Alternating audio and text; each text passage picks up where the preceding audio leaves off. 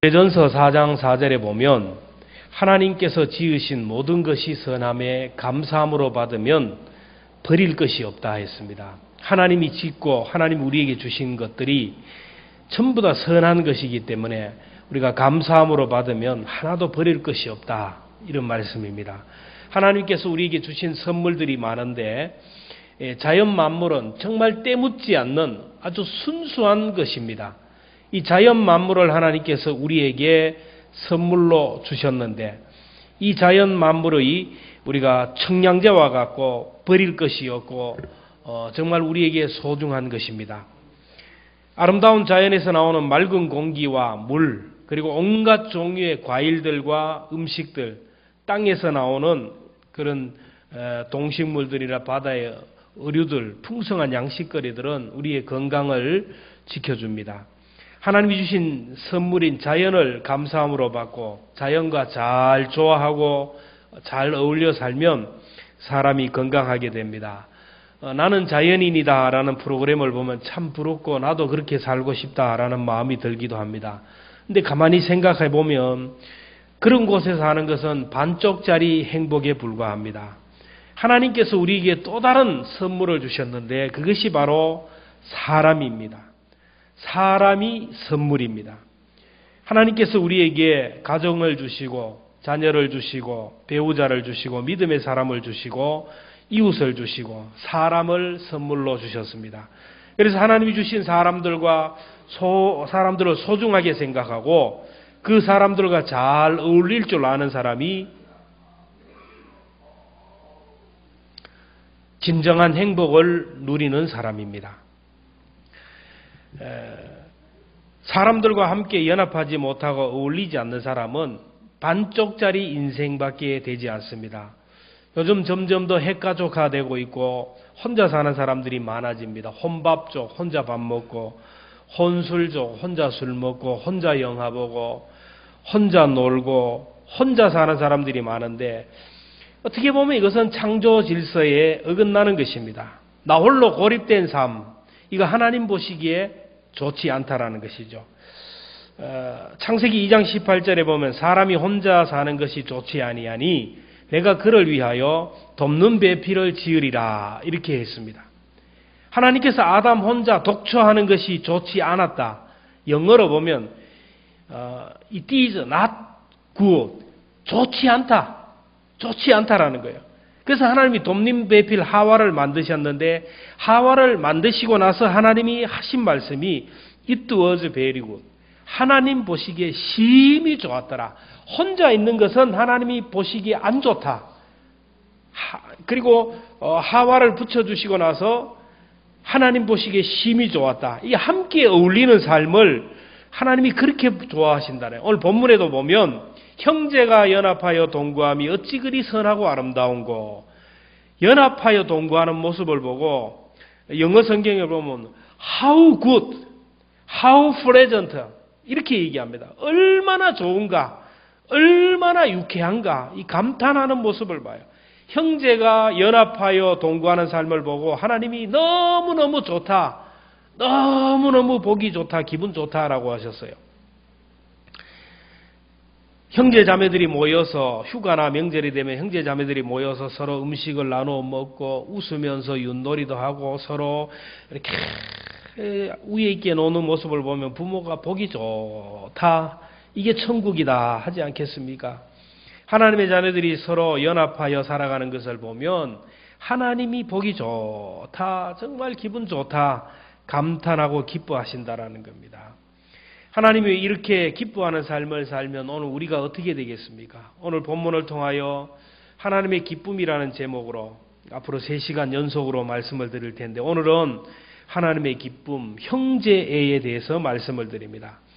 여러분, 하나님의 기쁨은 우리가 서로 형제로 살아가는 거예요. 하나님을 향하여, 세상을 향하여, 사람을 향하여 사랑하는 마음으로 가득한 사람은 자기 자신을 발견한 사람들이고 자기의 정체성을 발견한 사람이에요. 나는 누구인가? 나는 하나님의 자녀다. 당신은 누군가? 당신도 하나님의 자녀다. 그러면 우리는 누구인가? 우리는 하나님의 자녀들이고 형제 자매다. 여러분, 형제라는 것은 부모가 같다는 것이고 한 부모에서 나온 형제 자매라는 말입니다. 우리 형제 자매는 이 세상에서도 같이 살아야 되고 천국에서도 영원히 같이 살아야 돼요. 이 세상에 같이 살아야 하고 죽어서도 보아야 한다니까 아찔하다는 사람들이 많습니다. 아이고, 이 세상에 보기도 지긋지긋한데 이 천국에서도 같이 영원히 봐야 돼. 아이고, 나는 도저히 그래. 요즘 사후 이혼이라는 말이 있잖아요. 가족 때문에, 자녀들 때문에, 체면 때문에 이혼을 못하지만 죽어서 이혼한다라는 거예요. 자식들에게 절대로 합장시키지 마라. 합장하면 안 된다. 유언을 해요. 죽으면 이 합장을 하면 좋은데 따로따로 묘를 써요. 이건 세상을 잘못 산 것이에요. 여러분, 집에 가서 한번 물어보세요. 남편한테. 천국에서도 같이 살래요? 자녀들에게 천국에서도 같이 살래? 이 물어봤을 때, 아, 그래, 같이 살래요. 그래야 이 인생을 잘 산 거예요. 택도 없는 소리 하지 말아요. 이 땅에서도 보기 싫은데 천국 가서도 어떻게 같이 사느냐? 이거 인생을 잘못 산 겁니다. 교회도 보면 당신 보기 싫어 교회 오기 싫다는 사람이 있어요. 당신만 보면 스트레스를 받는다는 사람이 있어요. 할 수만 있으면 얼굴 보지 않기 위해서 이렇게 저렇게 피해 다니는 사람이 있어요. 목회자들도 그래요. 안 그런 것 같지만 목회자들도 애를 미기고 상처를 주는 사람이 있어요. 그러면 그 양반 옆에 안 앉으려고 그래요. 이 양반이 일로 오면 여기로 피하고 어떻게든지 안 만나려고 애를 써요. 사람들이 부담스러워하는 사람, 사람들이 피해하는 사람, 형제를 시기하고 미워하고 질투하는 사람은 아직도 인생의 밤을 살아가는 사람이고 영혼의 밤을 살아가는 사람입니다. 어떤 현자가 제자들에게 물었잖아요. 얘들아, 밤과 새벽이 오는 것을 어떻게 구분할 수 있느냐? 어떤 때를 새벽이라고 할 수 있느냐? 그러니까 제자가 손을 들면서 저기 있는 사람이 남자인지 여자인지를 분간할 때면 새벽이죠. 저기 있는 그러니까 스승이 아니라 그죠. 그러면 저기 있는 나무가 대추나무인지 사과나무인지가 분간이 되면 이게 새벽이 아닙니까? 그것도 아니라는 거예요. 그러면 저기 있는 동물이 저게 호랑이인지 늑대인지가 분간되면 됩니까? 그것도 아니라는 거예요. 그럼 뭘 보고 압니까? 이 현자가 아주 중요한 말을 합니다. 옆에 있는 사람이 형제 자매로 보이는 사람은 비로소 인생의 새벽을 살아가는 것이고 인생의 낮을 살아가는 사람이다. 우리가 볼 때 우리가 만나는 사람, 교회에서 만나는 사람들이 정말 형제로 자매로 보일 때 내 영혼에 낯을 살아가는 사람이고 정말 새벽을 살아가는 사람입니다. 아직도 꼴보기 싫은 사람이 있고 아직도 미운 사람이 있고 아직도 스트레스 받는 사람이 있으면 나는 지금 내 영혼의 밤을 살아가는 것이고 내 인생의 밤을 살아가는 것입니다. 하나님은 하나님의 자녀들이 서로 사랑하고 섬길 때 하늘 문을 열고 복을 주셔요. 땅에서 풀어야 하늘에서도 풀리게 돼요. 형제를 사랑하고 섬기는 자에게 기름을 부어주시는데 그 기름이 오늘 성경에 보면 아론의 머리에 부어가지고 대제사장 모세의 형이 아론 아닙니까? 대제사장 아론이 위임식 때 머리에다 기름을 부어요. 기름을 부으면 이 기름이 쭉 흘러내려가지고 수염으로 흘러내리고 옷으로 흘러가지고 옷이 기니까 옷 얼마나 이제 옷기까지 흘러내리고 땅에까지 한다는 거예요. 사랑하고 섬기는 사람, 중재하고 아버지의 마음을 가지고 사랑하고 섬기는 사람은 하나님이 머리에 기름을 부어서 복이 본인에게 가득하고 그 복이 다른 사람에게 흘러 넘친다라는 것입니다. 그래서 오늘 우리 모두는 정말 형제를 사랑하는 마음으로 살아야 그 복이 나 때문에 우리 가정과 자녀들에게 우리 교회, 우리 민족 가운데 흘러 넘칩니다. 형제 자매들이 모이는 곳이 바로 친정집입니다. 친정집은 아버지가 계시고 어머니가 계시는 곳이라 따뜻한 곳이에요. 우리 교회는 친정집과 같은 교회가 돼야 돼요.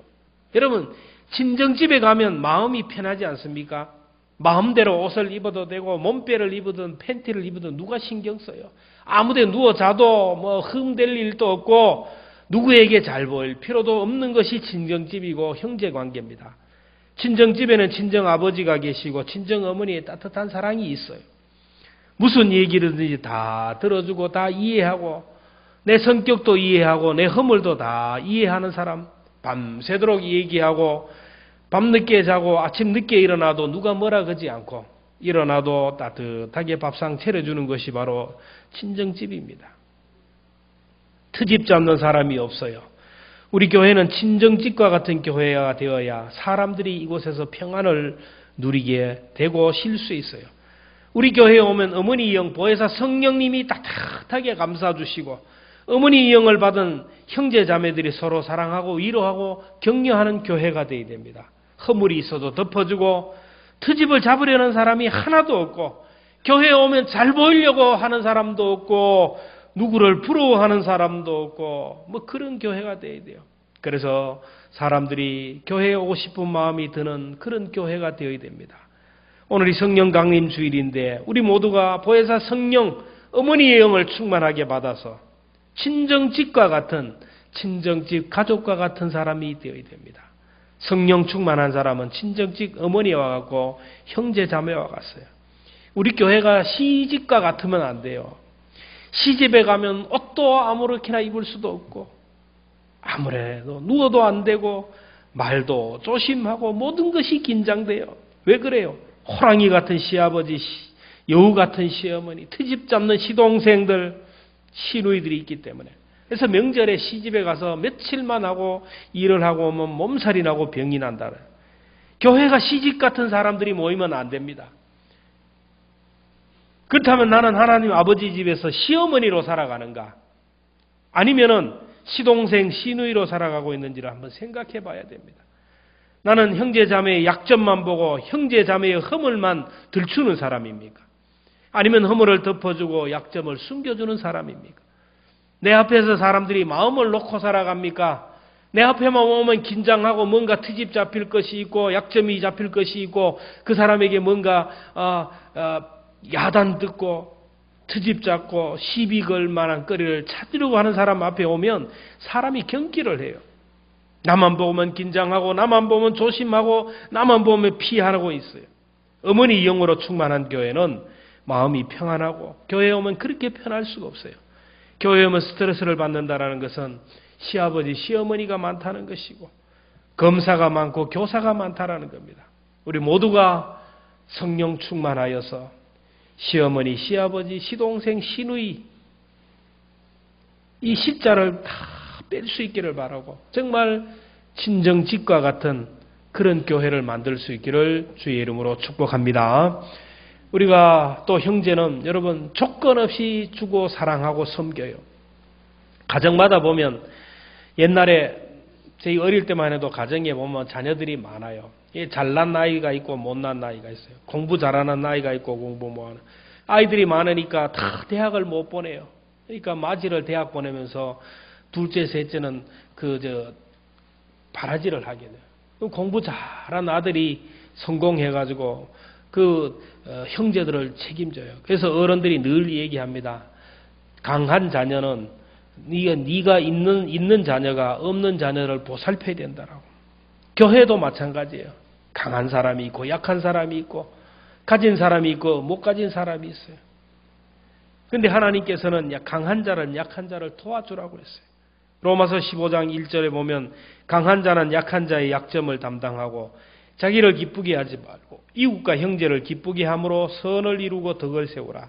형제는 도움을 받는 형제도 부끄럽지 않고 도움을 주고도 잘난 척하지 않는 것이 바로 가정이고 형제입니다. 도움을 줬다고 해서 큰 소리치고 도움을 받았다고 부끄러워하는 것, 그거는 형제가 아니에요. 형이 동생을 도와주는데 조건 없이 도와줘요. 무조건 도와줘요. 세상은 공짜가 없습니다. 다 기브 앤 테이크예요. 내가 밥을 샀으니 너가 밥을 사야 된다.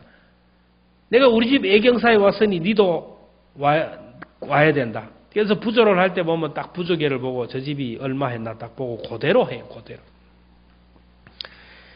크리스찬 남녀들이 만나는 것도 보면 믿음만 보고 만난다는 데 들어가 보면 안 그래요. 다 믿음 좋으면 된다는 데 들어가면 외모 따지고 가정을 따지고 직장을 따지고 스펙을 보는 거예요. 우리나라 사람들은 입양을 할 때 아무에게나 안 보내죠. 그 부모의 학력도 보고 재력도 보고 직장도 보고 성격도 보고 보내요. 하도 이상한 사람이 많아서. 그리고 입양을 하는 사람들도 아주 따져요. 혈통을 봅니다. 뭐 강아지 입양하는 것도 아닌데 혈통을 따져요. 머리 좋은 사람. 엄마가 아빠가 누구냐 봐요. 근데 외국 사람은 미국 사람이나 유럽 사람은 입양할 때 그렇지가 않아요. 누구도 데려가지 않는 사람, 병이 든 사람, 장애인, 그런 사람을 데려가요. 아버지의 마음으로, 어머니의 마음으로. 우리나라 사람들이 입양이 많이 되어가지고 얼마나 훌륭한 사람들이 나온지 몰라요. 세상은 조건을 자꾸 따져요. 조건을 따져요. 남자와 여자가 데이트하고 갑니다. 남자와 여자가 데이트를 할 때 잘생긴 남자가 별로인 여자와 함께 걸어가면 뭐라 겁니까? 재벌딸인가 그러잖아요. 못생긴 남자와 미스 코리아 같은 여자가 다 걸어가면 대부분 뭐라 겁니까? 아이고 재벌 아들인가, 사법고시 합격했나 보지, 그래 봐요. 별로인 남자와 별로인 여자가 딱 지나가면 자, 진정한 사랑을 하네, 순수한 사랑을 하네, 그렇게 얘기하는 거예요. 여러분, 사람을 봐도, 사람이 탁 봐도 한번 조건을 본다라는 거, 조건을 본다는 거예요. give and take예요, give and take. 근데 형제 자매는 조건이 없어요. 형이 많이 배웠으니, 동생이 권력이 있으니까, 누나가 돈이 많으니까 하면서 자랑하지 않아요. 서로 부러워하지도 않고 부끄러워하지도 않아요. 교회가 이래야 된다라는 겁니다. 교회 안에 무조건적으로 만난 사람들을 사랑하고 해야 되는데 코드가 있고 라인이 있으면 안 돼요. 누가 누구를 사랑하고 누구와 각별한 관계로 있는 사람들을 가만히 보면 다 조건이 있어요. 뭔가 윈윈 하는 거예요. 내가 너에게 뭘 해주니까 뭘 하고 서로 이용하는 거예요. 교회 안에서 조차 이용하고 이용당하고 끼리끼리 서로 이거 아니라는 것이죠. 하나님이 보시는 사람, 하나님이 상급을 주시는 사람은 이런 윈윈하는 사람이 아니라 무조건 사랑하고 무조건 도와주는 형제로 살아가는 사람이에요. 연약하기에 부족하기에 더 섬기는 것이 가족이고 형제입니다. 저희 아버지는 형제가 둘이밖에 없어요. 근데 우리 아버지는 보니까 어릴 때 보면 바보 같아, 바보. 우리 작은 아버지 지금도 살아계시지만 좀 그래요. 근데 뭔 일만 있으면 동생 일도 오고 동생 챙기고 계속 그래요. 그러니까 감동을 받은 작은 아버지도 그래요. 그래서 마을에서 의리가 좋기로 소문이 났어요. 그러니까 그 형제들도 마찬가지예요. 근데 똑같은 마을에 두 형제가 있는데 지금도 한 분은 돌아가셨는데 얼마나 싸우는지 몰라. 얼마나 싸우는지 몰라요. 교회에 와서도 재직회에서 두 형제가 막 싸움박질을 해요. 그러니까 그 부모가 얼굴을 들고 못 다녀요. 전도의 문이 가려져요. 그 자녀들을 또 같이 또 싸워요. 이래가지고는 안 된다라는 거예요. 교회가 전도가 안 되는 이유는 성도들이 자꾸 갈등하고 싸워요. 요즘 세상 사람들이 막 싸우면 뭐라 그런지 아세요? 여가 교회인 줄 아냐고. 교회가 싸우라. 교회인 줄 아냐고. 하도 싸우니까 막 여가 교회인 줄 아냐고 그래. 교회에서 싸우면 안 돼요. 싸울 데가 없어 교회 와서 싸우고 교회 와서 힘자랑을 합니까? 아니에요. 교회는 하나님의 자녀들이, 형제들이 모이는 곳이에요.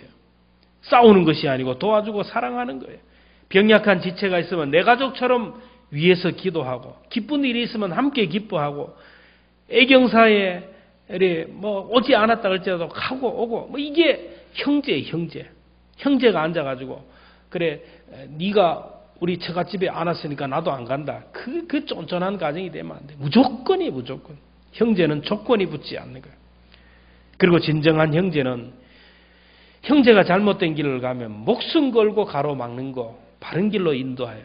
저희 아버지는 작은 집 대소사를 같이 했는데 사촌들이 결혼을 할 때 이래 봐가지고 배우자가 마음에 안 들으면 큰아버지인데 막 잘라버렸어요. 야, 심하다. 그러면 또 못해요. 근데 잘 사는 것을 봐요. 형제는 잘못된 길을 가면 가로막고 깨우쳐져야 되고 바른 길을 가게 해야 돼요. 네 인생이니까 네가 알아서 해라. 이게 형제가 아니에요. 우리 교회에서 형제라고 할 때 형제들이 잘못된 길로 가면 깨우쳐줘야 돼요. 같이 밥도 먹고 같이 친하게 지나고 같이 그렇게 좋게 하는데도 보고 영적인 부분에 가가지고는 아무런 말을 못해요. 이게 진정한 형제가 아니라는 거예요. 정말 그렇게 친한 형제면 니 왜 기도 안 하느냐? 당신 왜 기도 안 하느냐? 당신 신앙생활 그거밖에 안 되느냐? 이렇게 충고해 줄 수 있어야 되는데 그런 충고를 할 수 없어요. 저는 신학교 시절에 동기들이 있는데 영적으로 많은 도움이 돼요. 교육전도사실에 그때는 교육전도사니까 본교회 안 가도 돼. 수요일 날은 서울에 부흥하는 교회 이 교회 저 교회 막 다니고 금요일은 기도원회로 이 산기도를 계속 했어요. 몇 년 동안. 그때 같이 다닌 친구들이 같은 또래 친구들이라 가지고 같이 다니니까 얼마나 좋은지. 같이 다니니까 이 교회도 가고 저 교회도 가고 같이 다니니까 산기도도 하고 밤새도록 철회하고 기도하고 했는데 영적으로 많은 도움이 됐어요. 오늘 우리 교회도 그런 영적인 형제들이 있어야 돼요. 마가복음 2장에 보면 한 친구가 중풍병에 걸려 죽을 지경인데 꼼짝하지 못하고 죽어가는데 4명의 친구가 들것에 들고 예수님께 가잖아요. 예수님 주변에 이미 많은 사람들이 있으니까 어쩔 수 없이 지붕으로 올라가서 지붕을 뚫고 예수님께 데려갔어요. 오늘 우리는 교회에서 이런 형제가 있는지 한번 돌아봐야 돼요. 내가 기도하지 않으면 기도하지 않는다고 야단을 치는 친구, 기도하지 않는다고 의를 끊는다고 하는 그런 친구가 있어야 돼요. 다윗과 요나단의 관계 보세요. 요나단은 사울 왕의 아들이고 다음 대권을 이어서 왕이 되어야 할 사람입니다. 다윗은 사울 왕이 경계하고 죽이려고 했던 사람, 다음 왕권을 노리는 사람이라고 오해했던 사람입니다. 다윗이 너무 잘 나가니까, 다윗이 너무 똑똑하니까 이러다가는 다윗이 왕이 되고 그러면 내 아들도 죽고 나도 우리 왕권이 여기서 멈출까 봐 사울은 그렇게 다윗을 죽이려고 했어요.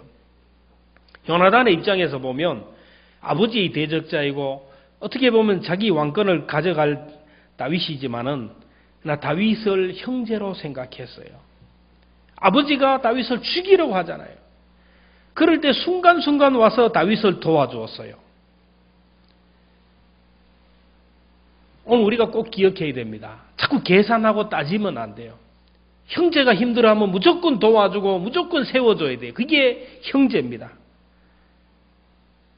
그리고 끝까지 내가 사랑하고 내가 끝까지 섬겼는데 상대방이 나를 힘들게 하면 그래도 계속해야 돼요.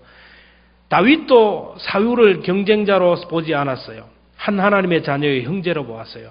정당방위 차원에서 얼마든지 다윗도 사울을 죽일 수가 있었어요. 근데 손대지 않았어요. 근데 우리가 꼭 기억해야 됩니다. 우리가 살다 보면 요나단과 같은 형제만 있으면 얼마나 좋겠어요. 근데 사울을 만나게 됩니다. 우리들이 만나는 사울은 내가 공격할 수도 없고 내가 죽일 수도 없어요. 가정에서 시아버지, 시어머니, 교회에서, 직장에서의 상사, 교회에서 중직자들, 이분들은 내가 싸울 수도 없고 내가 공격할 수도 없어요. 근데 계속해서 나를 공격하고 나를 힘들게 해요. 이럴 때 어떻게 합니까? 끝까지 형제로 사랑하고 섬기면 하나님이 내 편이 되어주셔요.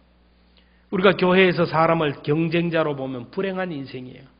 누구를 나의 경쟁자로, 누구를 나의 대적자로, 누구를 나의 라이벌로 생각하면 인생이 불행한 거예요. 영적으로 참 큰 손해를 보는 거예요.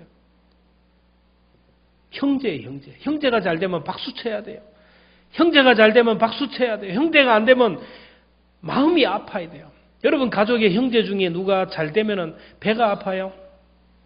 잘 되면 배가 아프면 안 돼요. 형제가 힘들면 내가 같이 아파야 돼요. 사울을 보세요. 다윗이 전쟁터에서 이기고 나서 사울은 천천히요, 다윗은 만만이라 그러니까 백성들이 얼마나 좋았으면 저렇게 하겠어요. 그러면 같이 나와서 그래, 다윗은 만만이다, 다윗이 위대하다, 다윗이 영웅이다, 사울이 다윗을 박수쳤더라면 사울의 영광은 더 높이 올라갔을 겁니다. 그래서 오늘 우리는 끝까지 우리는 형제로 생각하고 섬겨야 돼요. 모 교회 찬양대 지휘자가 있었는데 교회에서 아버지가 장로님이고 중직자예요. 대학 교수입니다. 이 지휘자가 얼마나 잘 나가고 얼마나 도도하고 얼마나 똑똑했던지 자기 밑에 사람이 없고 자기가 법이고 자기가 최고였어요. 그래서 연습을 하다가 마음에 안 들면 악보를 집어 던지고 사람들을 무시하고 교만하기 짝이 없어요. 사람들이 상처받는 사람들이 많아요. 그래서 많은 사람들이 참 뭐라 그럴 수도 없어요. 사울이에요, 사울. 뭐라 그럴 수도 없는 거예요. 그런데 어느 날 부흥회에 참석했다가 찬양대 찬양을 하다가 성가대 뒤편에서 검은 손가락이 탁 나타나서 글을 쓰는데 너는 너무 교만하다라는 글을 쓰더라고요. 다른 사람은 못 봤어요. 이 사람만 봤어요. 하나님이 좀 그래 했으면 좋겠어요. 교만한 사람들 앞에 밤에 누워 잠을 자는데 천장에서 너는 너무 교만하다. 그러면 돌이킬 수 없겠네요. 이 찬양대 지휘자가 찬양 벽에 너는 너무 교만하다라는 글을 쓰는 순간 너무너무 큰 충격을 받았어요. 자신의 지난 날이 막 필름처럼 지나가는데 얼마나 교만했던지, 얼마나 교만했는데 교회에서 갑질을 하고 앉았고 자기가 최고라고 큰 소리 치고 자기가 주인이처럼 그렇게 교만했던 자기 자신이 돌아보면서 눈물을 흘렸어요. 성가대 지휘자가 계속 울고 있으니까 사람들이 은혜 받았는가 보다. 은혜 받았고 변했으면 좋겠다. 그런데 지휘자는 예배를 마치며 집에 가서도 방문을 닫아 걸고 통곡을 하는 거예요.